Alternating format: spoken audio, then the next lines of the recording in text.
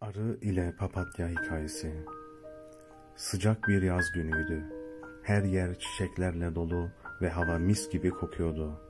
Çiçek tarlasının üzerinde arı vız vız diyerek neşeli uçuyordu. Havada o kadar güzel süzülüyordu ki papatya onu hayranlıkla izledi. Uçmaktan yorulan arı papatyanın yanındaki ağaç dalına konar. Papatya arı ile konuşmak ister ve seslenir. "Arı kardeş, ne kadar güzel uçuyorsun. Oysa benim kanatlarım yok ve ben senin gibi dünyadaki güzellikleri göremiyorum. Sadece etrafımdaki çiçekleri görüyorum. Bir gün beni de alıp gezdirebilir misin?" der. Arı papatyaya kibirli gözlerle bakar ve "Ben seni nasıl taşıyayım? Seni asla alıp taşıyamam. Çabucak yorulurum. Hem ne yapacaksın bu dünyadaki güzellikleri?" diyerek papatyayı götürmek istemez ve uçarak gözden kaybolur. Bu duruma oldukça üzülen papatya günlerce ağlar ve kendisine kibirli davranan arı onu çok üzmüştür. Aslında papatyayı alıp gezdirebilirdi.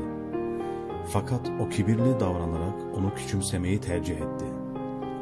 Aradan aylar geçti ve havalar yavaş yavaş soğudu. Ağaçlar yaprak döküyor ve çiçekler soluyordu.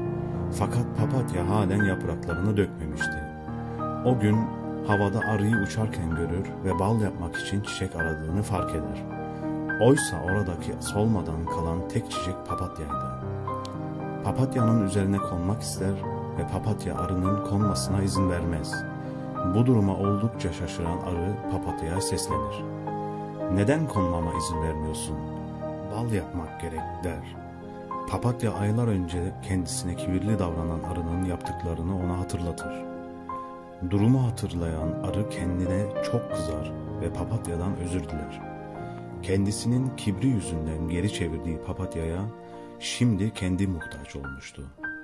Arının yaptıklarını affeden papatya, arının bal yapmasına izin verir ve bu duruma sevinen arı papatyayı alarak dünyayı gezdirmek için havalanmaya başlarlar.